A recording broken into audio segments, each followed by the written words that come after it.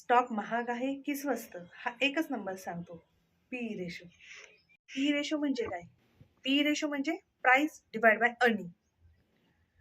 म्हणजे आपण 1 रुपया प्रॉफिटसाठी किती रुपये देतोय याला बोलणार सोप्या भाषेत पीई रेशो. पण जर स्टॉक 100 रुपये असेल आणि अर्निंग पर शेअर 10 रुपये असेल तर पीई रेशो होतो 10 रुपये.